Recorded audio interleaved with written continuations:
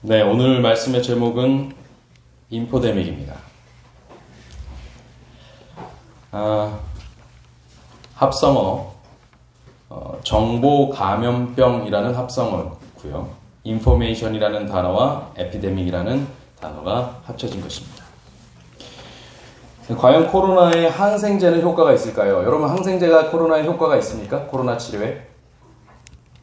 효과가 없죠. 없습니다. 항생제는요, 세균에 효과가 있는 것입니다. 근데, 코로나 바이러스가 감염이 되고 나면 추가적으로 이 세균성 질환이 같이 들어오기 수 있기 때문에 그것을 치료하는 과정에서 이 항생제를 투여합니다.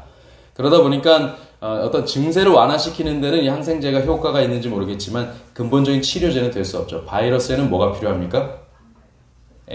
항바이러스제 혹은 백신이라고 하는 것이 필요합니다. 여러분들이 그걸 알아두시면 좋겠습니다. 필요가 없죠. 근데 항생제로 치료가 된다. 이런 설이 있어요. 제가 지금 설을 말하고 있습니다. 그러면 마스크를 소독할 때 효과적인 방법 중에 하나로 전자레인지에 30초간 돌리면 된다라는 설이 있습니다. 그러면 효과가 있을까요? 없을까요? 왜 없습니까? 네. 아니, 세균이 죽는 게 둘째치고요. 이게 그 중간에 있는 필터가 손상됩니다. 그래서 오히려 더 안 좋아져요. 이 마스크는 필터를 교체하고 빨거나 또 햇볕에 말려서 소독하는 것이 가장 좋은 소독 방법이라고 합니다. 그러니까 여러분 뭐 개인적으로 소독기가 있으시면 모르겠지만 전자레인지에는 절대 넣어서 돌리시면 안 되겠습니다. 또 소금물로 가글을 하면 된다. 혹은 소금물을 마시면 된다. 그래서 그런 사람들, 더운 물을 많이 섭취하면 된다. 그러면 이제 그것을 더운 물을 섭취하면 입안에 있던 바이러스를 위로 데리고 들어가서 위산이 그걸 죽여준다. 이런 설입니다. 사실입니까? 거짓입니까? 거짓입니다. 소금물 사건은요, 유명하죠. 은혜화강 교회에서 소금물을 뿌리면 소독이 된다라는 설 때문에 분무기로 들어오는 사람마다 입에 대고 뿌렸어요. 그 바람에 어떻게 됐어요?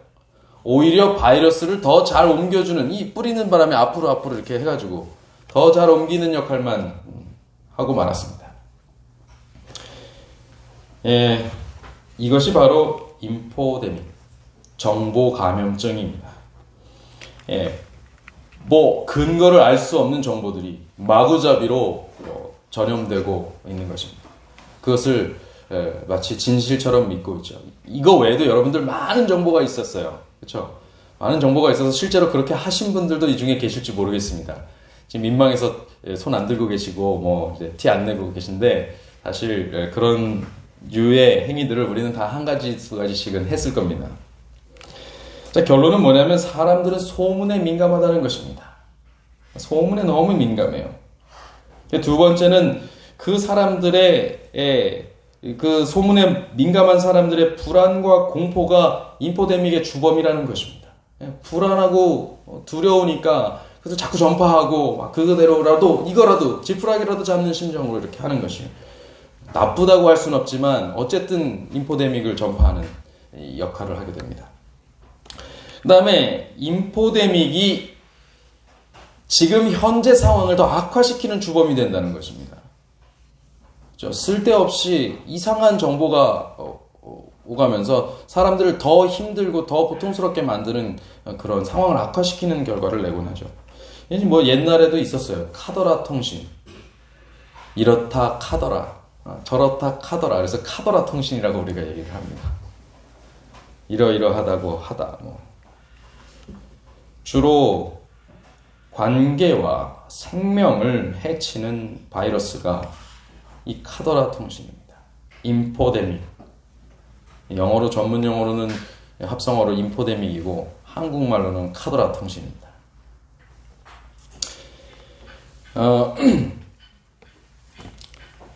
이 약속된 규약, 정확한 정보에 따른 행동. 이 대한민국 국민으로서의 올바른 행동은 바로 이 정확한 정보를 가진 약속된 규약을 지키는 것입니다. 예를 들면 이렇습니다. 근데 이제 이런 경우가 있죠. 이 두 가지의 상반된 일입니다. 세월호 때는요, 가만히 있으라고 하고 가만히 있으라고 해서 있었던 사람들 어떻게 됐어요? 다 죽었습니다. 그 아이들이 다 죽었어요. 말을 들으면 죽었어요. 예, 국가가 조직이 역할을 제대로 하지 못한 것입니다. 그 책임자들이 그 역할을 못했어요. 그래서 많은 무수한 생명이 죽어갔습니다. 근데 이제 이번 코로나 사태에서는 조금 반대의 현상이 벌어졌어요. 얼른 이런 것에 대처를 했습니다. 인포데믹 하지 마세요. 그리고 계속 질병본부, 국가재난본부에서 계속 홍보를 하고 관리를 했습니다. 그래서 말을 안 들으면 감염이 돼요. 더 쉽게. 말을 잘 들었으면 감염이 안 되는데 말을 잘 들으면 감염이 덜 되는 그런 정말 불가항력적인 상황 외에는 통제를 하기 시작한 것입니다. 그래서 그 통제 가운데 하나가 우리 교회 문을 닫는 거였어요. 여러 가지 조치사항, 국민으로서의 의무, 올바른 행동이라고 우리가 판단했기 때문에 이제 그러한 것을 따랐습니다. 그래서 사회적 거리두기 운동에 우리가 적극 따랐더니 좋은 결과가 있었어요. 그래서 정말 우리나라는 이 전 세계의 모범이 되는 그런 조치를 한 나라가 되었습니다. 이게 위기가 기회라는 말이 있는데 이걸 또 이렇게 이용해도 되는 건지 모르겠습니다. 많은 분들이 너무 많은 피해를 보셔서. 그러나 정말 이 일로 인해서 우리나라의 국가적 위상이 올라갔어요. 정확한 정보와 약속된 규약을 국가적으로 잘 시행했기 때문입니다. 우리 국민들이 이것에 많은 협조를 해줬어요. 그래서 지금 제가 아는 그 내과 의사분은 정말 힘들어하고 계십니다.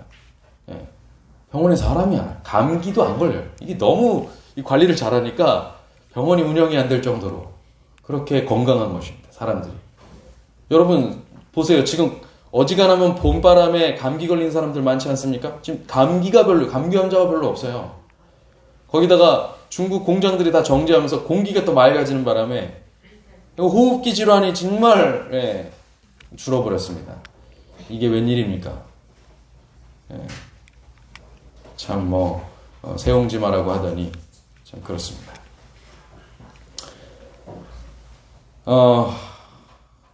그렇다면 하나님의 백성은 어떻게 살아야 할까요? 하나님의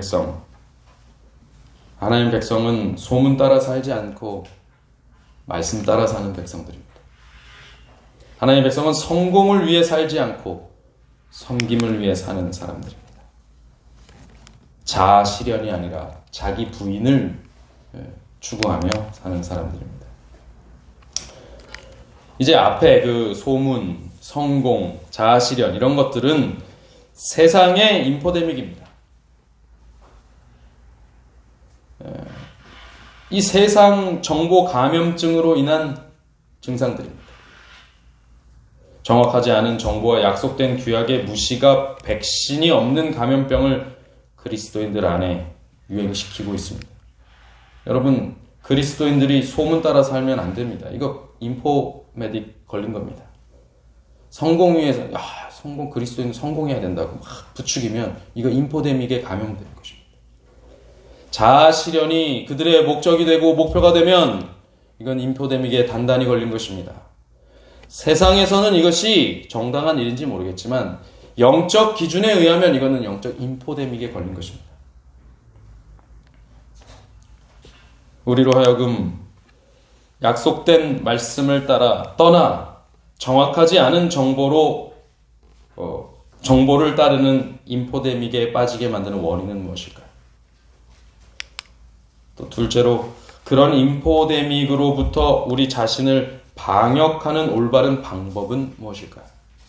오늘 이 두 가지를 좀 알아보도록 하겠습니다. 첫 번째, 인포데믹의 원인은 무엇인가?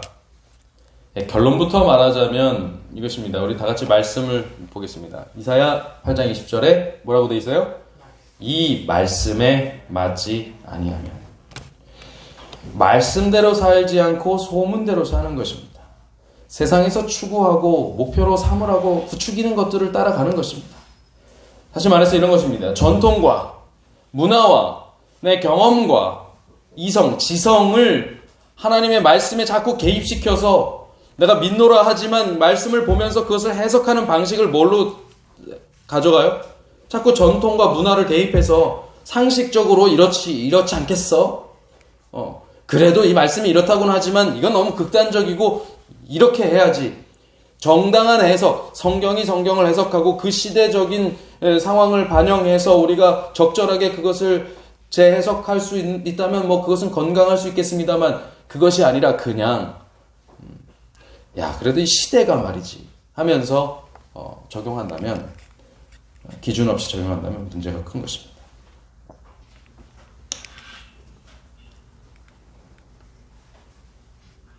전통과 문화와 경험과 이성은 어쩌면 세상이 보는 올바른 정보 그리고 제대로 된 약속의 기준이 되는 것들입니다. 그렇지 않아요? 이런 게 기반이 됐을 때 사람들은 그 정보가 옳다고 믿습니다. 그리고 그것을 따라서 행동하죠.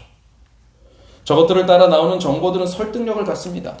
상식적 규약을 수립하는데 안정적 타당성을 확보해주는 것들이 바로 저런 것들입니다. 그러나 여러분 전혀 새로운 상황이 발생해 버렸습니다.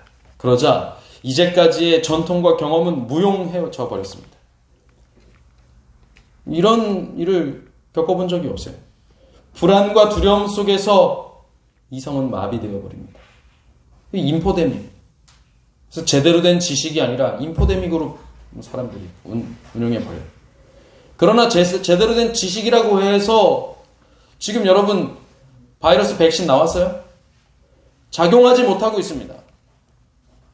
수많은 사람들이 엄청난 금액의 돈을 투자하면서 하고 있지만 연구하고 개발해내고 있지만 아직 나오지 않고 있어요. 1년은 걸린다고 하죠.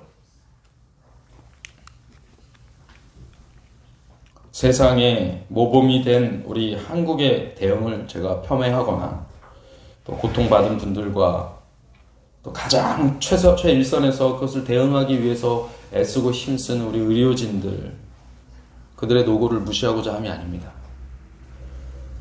칭찬받아 마땅한 일입니다. 그러나 저는 근본적인 얘기를 하고 있는 것입니다. 우리가 근본적으로 답을 찾지는 못했어요. 최소화시키기 위한 대응을 하긴 했지만 근본적인 답을 찾은 건 아니라는 것입니다. 수많은 권력, 저는 엄청난 권력. 사실 보세요. 그것을 발휘할 수 있는 최고의 나라라고 하는 미국이 지금 제일 패닉에 빠져 있습니다. 우리가 그동안 믿고 의지했던 것들은 정말 무용해져 버렸습니다. 전혀 힘을 쓰지 못하고 있죠. 그러므로 신앙만이 답이다 라는 어떤 흑백식 묻지마 논리를 결론을 내려는 것은 아닙니다.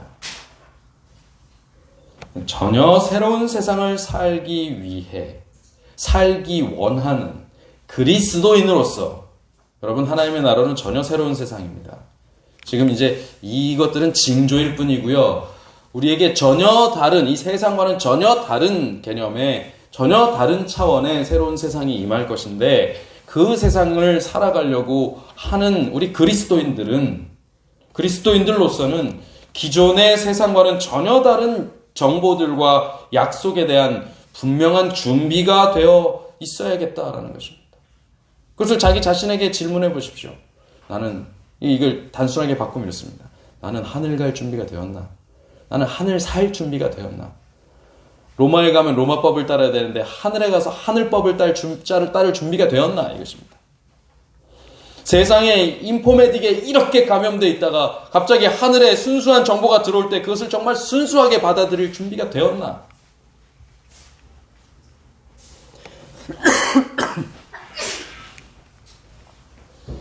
기존 이 교회 출석이 불가해지고 세상살이의 경제적, 교육적, 문화적 활동이 중단되는 상황, 이런 상황만 와도 불안과 공포, 또 나태와 타협으로 흔들리는 이런 우리의 삶이 과연 영원한 나라를 소망하는 그 소망한다는 자들의 모습일까?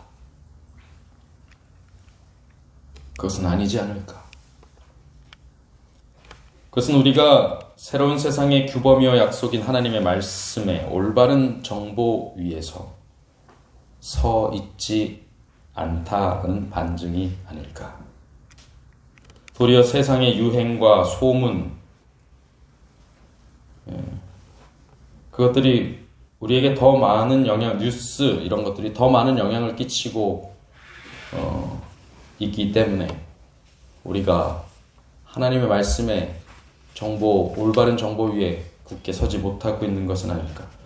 그렇다면 세상의 정보와 세상의 상식에 더 큰 영향을 받고 사는 우리는 세상 사람인가? 하나님 나라의 백성인가? 이 질문을 해봐야 되는 것입니다. 여러분, 이제 우리는 결정을 내려야 할 시점에 다다랐습니다. 여러분, 이런 사태를 보고 우리를 징조라고 여기지 않으면 정말 우리는 그리스도인이 아닐 것입니다. 모두가, 아마 여기 계신 모두가 믿음의 분량의 차이를 떠나서 이건 하나님 주신 사인이다, 다 받아들이실 겁니다. 우리 함께 보겠습니다. 진리의 신봉자들은 지금 하나님의 말씀의 명백한 요구를 무시할 것인지 아니면 그들의 자유를 빼앗길 것인지 선택을 하도록 요청을 받고 있다. 우리가 하나님의 말씀을 포기하고 인간의 관습과 전통을 받아들일 것 같으면 우리의 권리가 존중될 것이다. 그러나 우리가 하나님께 충성할 것 같으면 그것은 사람들 가운데서 우리의 권리를 희생하는 것이 될 것이 틀림없다. 왜냐하면 하나님의 율법의 원수들은 신앙 문제에 있어서 독자적인 판단을 분쇄하고 인간의 양심을 지배하기로 동맹했기 때문이다. 사단은 사람들이 그에게 최상권, 주권을 양보할 것 같으면 세상 왕국을 주겠다고 말합니다.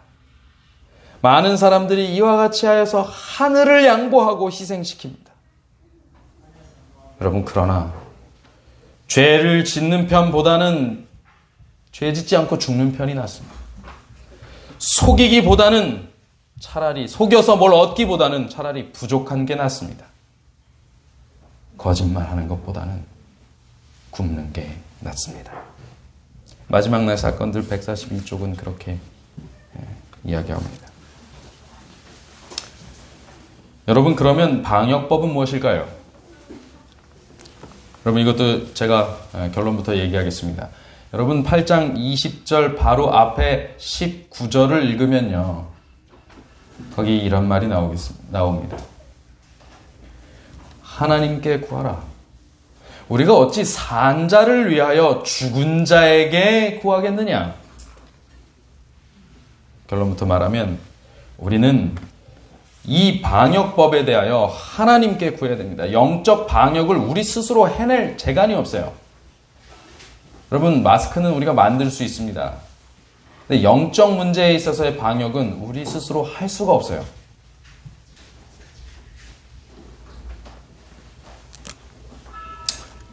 하나님께서 이사야 선지자에게 하나님의 증거의 말씀과 율법을 그 제자 중에 봉함하라 하신 말씀, 이 제자 중에 봉함하라 하신 말씀과 연결되어서 나오는 말씀이 바로 8장 20절입니다. 율법과 증거의 말씀, 하나님의 증거의 말씀과 율법, 이것을 어떻게 하라고요? 제자들 중에 봉함하라.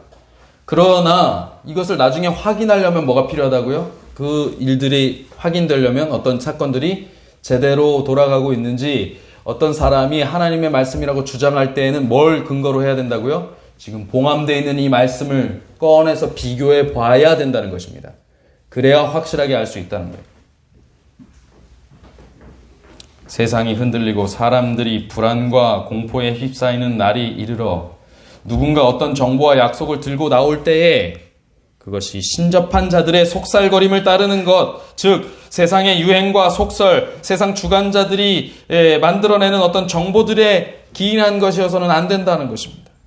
반드시 제자들을 통해서 제자들 가운데 봉함했던 그 하나님의 말씀과 율법에 맞는 정보여야 한다는 것입니다. 어떤 사건이 일어날 때 그것을 해석하는 방식이 우리의 전통과 경험과 지식이어서는 안 되고 하나님의 말씀, 봉함된 그 말씀이어야 된다는 거예요. 이 말씀의 배경을 좀 더 살펴보면 이렇습니다. 말씀을 봉함하라 하신 이유가 뭐냐면 이것이 배경이 이렇습니다. 첫 번째 이제 이사야 6장과 7장의 배경입니다. 8장의 내용이잖아요. 6장과 7장의 배경에는 이렇게 나옵니다. 이런 내용이 있습니다. 우시아 왕이 서거를 합니다. 그리고 아하스 왕이 즉위를 하죠. 우시아의 손자 아하스가 즉위를 합니다. 그때 이제 아람과 이스라엘 연합군, 에브라임을 필두로 한 이스라엘의 연합군이 예루살렘을 침략해 들어옵니다. 그때 하나님께서는 이 예루살렘의 유다 백성들을 불쌍히 여기셔서 이사야 선지자를 통해서 하나님의 약속을 주십니다. 걱정하지 마라. 저 두 부직갱이 아무리 와봐야 소용없다. 내가 다 쓸어버려 주마. 약속을 해주셔요. 그러면서 요청을 합니다. 이사야 선지자를 통해서 아하스 왕에게 가서 아하스 왕이시여, 당신이 직접 하나님께 한 징조를 구하십시오. 이렇게 얘기를 해요. 그랬더니 아하스가 뭐라 그래요? 아니요, 저는 하나님께 징조를 구하지 않겠습니다. 저는 하나님을 시험하지 않을 겁니다. 말은 겸손한 것 같지만 지난번에 한번 제가 말씀드린 적 있죠. 이 겸손한 게 아니에요. 이것은 하나님의 뜻을 따르지 않겠다라는 거절입니다. 하나님께서 보여주시는 징조를 취하지 않겠다는 것이에요. 지금 일어나는 일들을 하나님의 징조로 받아들이지 않고 내 경험과 이제까지의 전통과 내가 가지고 있는 세력으로 이걸 극복해 보겠다는 내용입니다. 그래서 하나님의 말씀이 제자들 중에 봉함이 된 것입니다. 내가 더 이상 이들에게 말을 할 수가 없구나.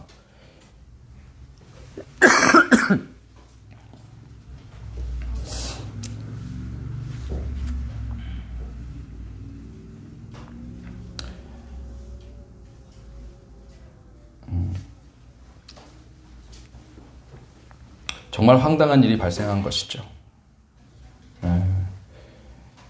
유다 왕 아하스가 예루살렘의 주인이신 하나님의 징조를 거절한 것입니다. 왜 아하스가 거절을 했을까요? 아하스가 거절한 이유가 뭘까요? 반역한 왕도. 여러분, 우시아가 어떤 왕이었어요? 순종한 왕이었을까요? 선한 왕이었어요? 악한 왕이었어요? 잘 모르십니까? 그렇게 좋은 왕은 아니었습니다. 그래서 그런 왕도 잘 살다가 죽더라 이것입니다. 왕위는 잘 계승이 되더라 이것입니다. 자기한테 왔잖아요, 지금 왕위가. 자기가 왕이 되었어요. 세상 돌아가는 거 보니까 별거 없더라 이것입니다. 다 그렇게 흘러가더라 이것입니다. 오늘은 가고 내일은 옵니다. 줄 잘 서서 살면 그냥 그만이지 무슨 광영을 더 얻겠다고 오버할 것인가 이렇게 생각한 거예요. 다 지나간다. 이런 시련도 다 지나간다. 이것도 또 어떻게 잘 비비고 나면 지나가겠지. 우리는 또 평안할 것이다. 여러분, 막연하게 코로나가 지나가길 바랐던 우리의 마음 같지 않습니까? 이것을 징조가 아닌 그저 유행성 감기 하나 지나가는 것처럼 여기려 했던 우리의 모습처럼 보이지 않습니까? 그렇게 하나님은 하나님의 말씀은 거절되어 온 것입니다. 정령 죽으리라는 첫 동산에서의 말씀부터 이제까지 이 모든 주님의 약속은 당신의 백성과 당신의 나라에게 무시당해 왔습니다.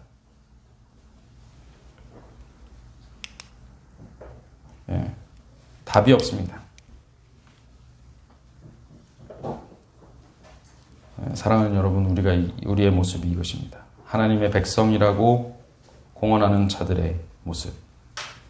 그런데 이 답 없는 모습을 우리보다 더 잘 아시고 이 답 없는 모습들의 답을 주는 분이 계십니다. 마스크 없는 우리에게 마스크를 만들어 주시고 백신이 없는 우리에게 백신을 만들어 주시는 분이 계셔요. 이 반역과 무지의 순간에도 이 예언을 주십니다. 여러분, 이렇게 나온 예언이 7장 14절입니다. 우시아가 그 징표를 거절했을 때 그래, 그러면 내가 그냥 직접 친히 주겠다 하면서 말씀하신 거예요. 다 같이 한번 읽어볼까요? 시작. 보라, 처녀가 잉태하여 아들을 낳을 것이요 그 이름을 임마누엘이라 하리라. 여러분, 그 반역의 순간에 당신 자신을 희생하는 일을 통한 구원을 약속하시는 하나님을 우리는 만나게 됩니다. 반역 중에 반역의 순간, 죄악이 가득한 그 순간을 오히려 자기 백성을 구원해야만 하는 이유로 삼으시는 메시아 그리스도를 우리는 만나게 됩니다. 아, 그래, 저들에겐 희망이 없지. 그래서 내가 해야지. 여러분, 진짜 사랑받을 가치가 없어서 너에게 사랑을 주지 않겠다라고 얘기하는 게 아니고요. 사랑받을 가치가 없는 그런 삶을 사는 그 불쌍한 녀석이기 때문에 내가 너를 사랑해 주겠다. 이렇게 말씀하시는 거예요. 여러분, 이게 인간적으로는 불가능합니다. 이것은 이 나라에서는, 이 세상에서는 불가한 일이에요. 오직 새 세상, 하나님의 나라에서만 가능한 일입니다. 그래서 우리가 그 나라에서 살려면 지금 세상의 정보로는 살 수가 없는 거예요. 이 세상의 정보와 이 세상에서 유익을 얻고 성공하는 정보는 저 하늘 아버지의 나라에서는 인포데믹입니다. 쓸모없는 정보들이에요. 오히려 우리를 좀먹는 정보들입니다. 여러분, 다시 한번 확인합니다. 하나님의 백성의 삶은 무엇을 위해서 사는 삶입니까? 성공을 위해서 삽니까? 아니요. 섬김을 위해서 삽니다. 예. 다 뜨질 않네요. 왜 이러죠? 순서가 잘못됐습니다. 자아 실현을 위해서 살지 않습니다. 자기를 부인하며 사는 것입니다. 소문 따라 살지 않고 말씀 따라 삽니다. 오늘 주제절이죠.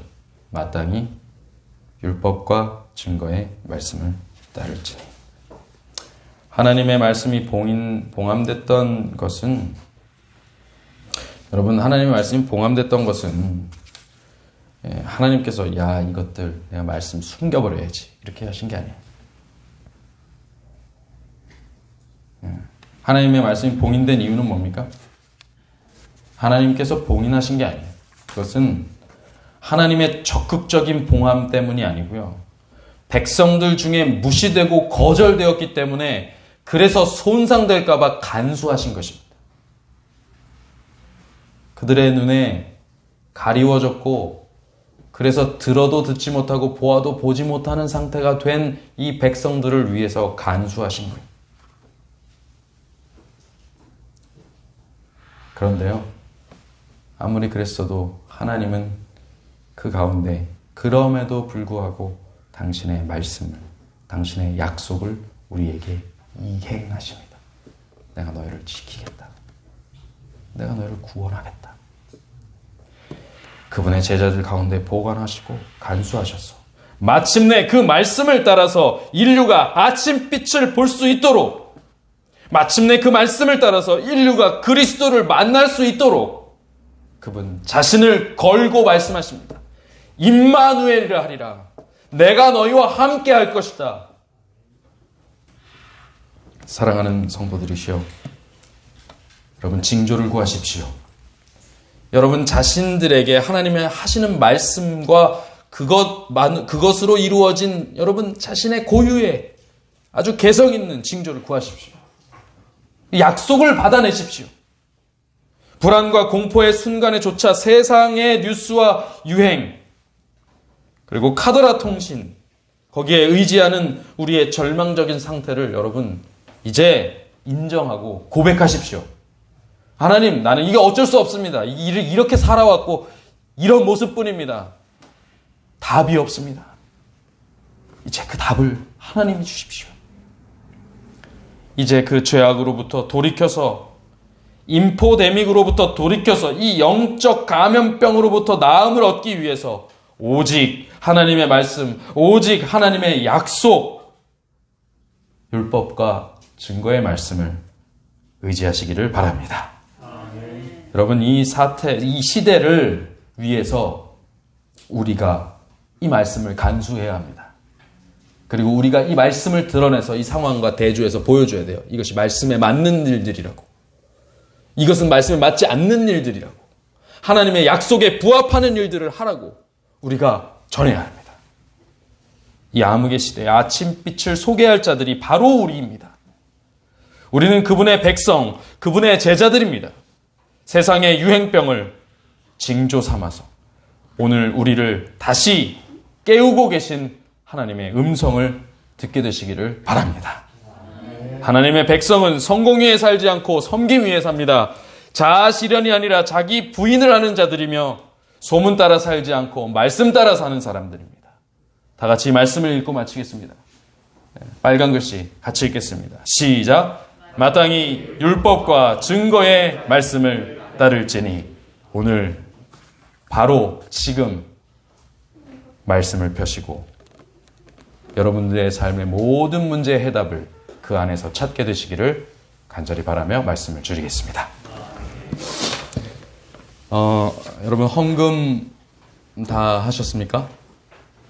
네, 헌금을 이제 당분간은 헌금 봉헌을 별도로 하지 않고 들어오시면서 저 뒤에 봉투에 바구니에 다 담아주시고 마지막에 헌금 봉헌과 기도를 같이 하도록 이렇게 하겠습니다. 이해를 해주시고 오늘은 지금 헌금 수합을 할까요? 네, 지금 다 안 하셨죠? 그래서 지금 하도록 하겠습니다. 이것을 돌려서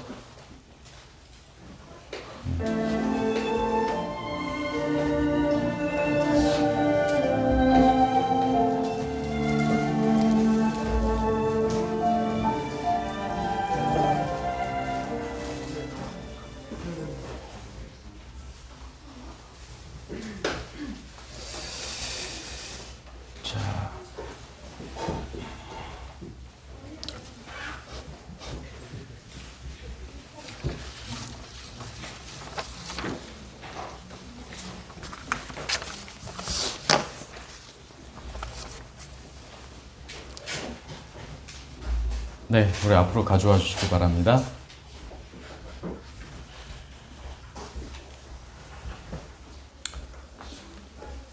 네, 헌금과 그리고 예배의 마지막 그 기도를 함께 동시에 하겠습니다.